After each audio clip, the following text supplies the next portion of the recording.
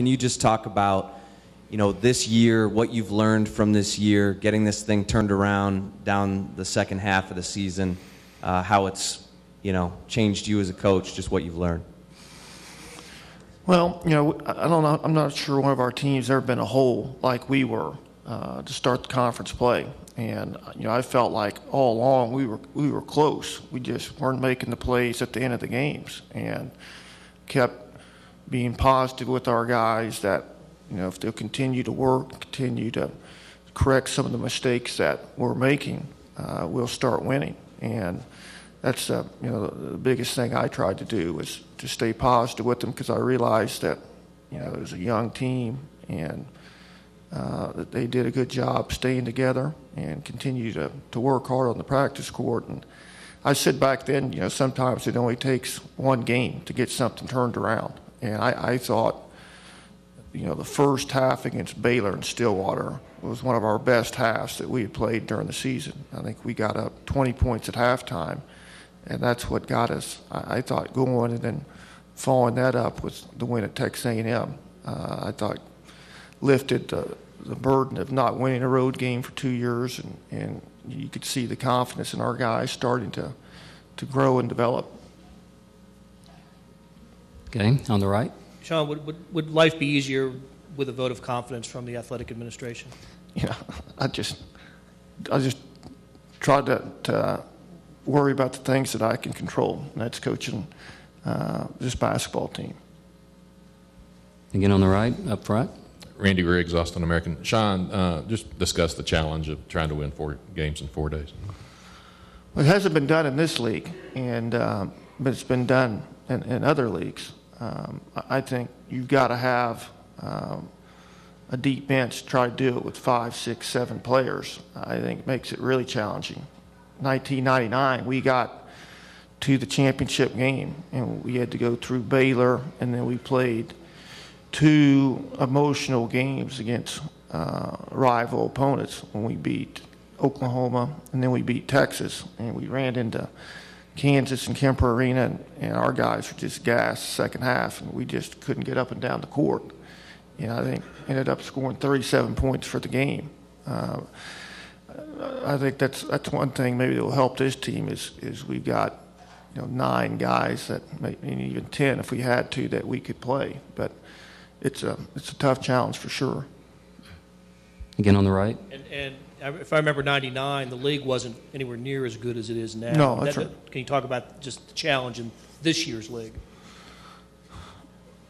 It's just, I think this is the best that we've ever seen, Blair, in the Big 12 from top to bottom. I don't ever remember it being this balanced, and you've got so many quality teams. And I'd be shocked if the Big 12 doesn't get 6 teams in the NCAA tournament. I think it's a credit to the coaches that we have in this league and the way that they've recruited. The Big 12 has had some great players across the country the last 3 or 4 years, and I think we're going to continue to have marquee guys. You look at Durant last year was the player of the year. Beasley, I think he'll be one of the 3 or 4 guys that will be considered for player of the year this year. Augustine's probably the best point guard in the country. And just, got a lot of really good players and a lot of good teams. You get on the front. Sean, is Obi more so than your other offensive players the guy who seems to be always in attack mode on offense? He's aggressive. He's one of those players that you like because he doesn't have any conscience. If he misses 5 in a row, it doesn't bother him. He thinks he's going to make the next one. And that's one of the things that I admire about him. We've had some other guys through the years, like Joe Atkins comes to mind, and there's been other guys that didn't worry about, missing 5 or 6 shots or going through a shooting slump, because in their mind they always believed that they were going to make the next one and they could get on a roll at any time. And I think that's one of the things that he does for our team is he's got the capability of exploding and making several shots in a short amount of time. And he's become a lot better player. Early he struggled because he wanted to just to shoot jump shots. And his game is more driving and slashing and attacking. And then when three-point shots come, he's a good shooter.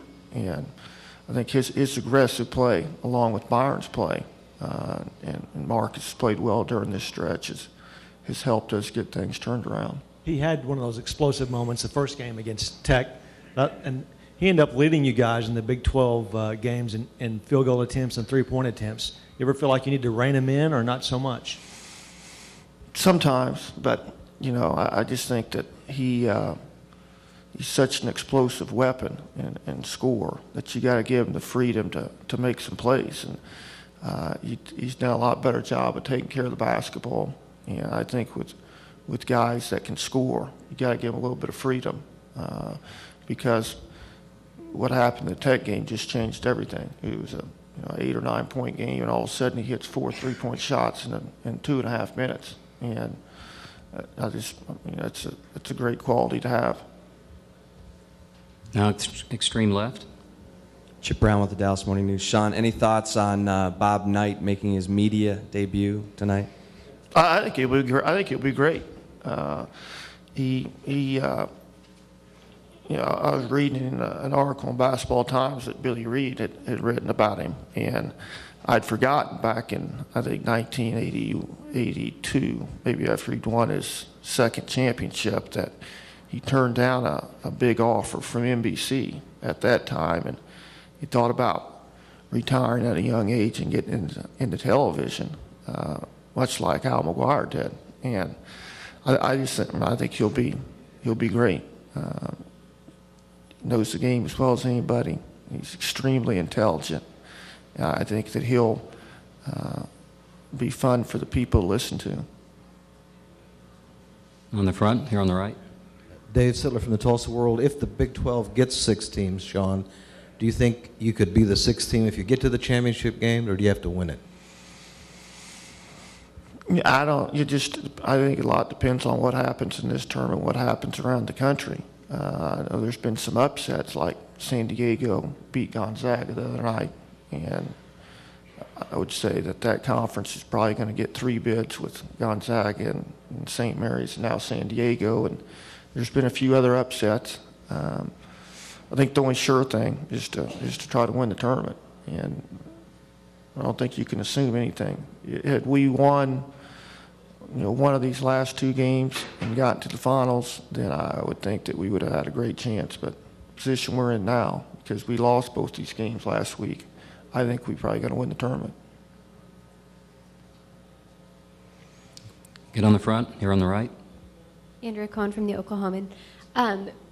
You haven't played Tech since Byron had his turnaround. How do you see the matchup changing between him and Roberson? I thought the play of Roberson won the game for him in Lubbock. Byron really got after him the first time in Stillwater and disrupted their offense, and he had a tough night because it was his first Big 12 road game as a freshman. Second time we played him, he let him get going early and hit some shots, and he ended up scoring 20 points in the game, and then Singletary, their other freshman, had 16. And those 2 guys were the difference. And I think that matchup tomorrow is pivotal and could decide the outcome. Just because Roberson has really played well for him down the stretch, and he certainly played well in that game. Again on the right. Sean, is your dad going to be here? He's not. He went to watch my brother's team last night, and then he was going back out to San Francisco for a week to do some things that he needed to finish up. So he's not going to be here. Anything else for Coach? Okay, we'll take a couple more questions at the most and send Coach on his way to practice. Here on the left.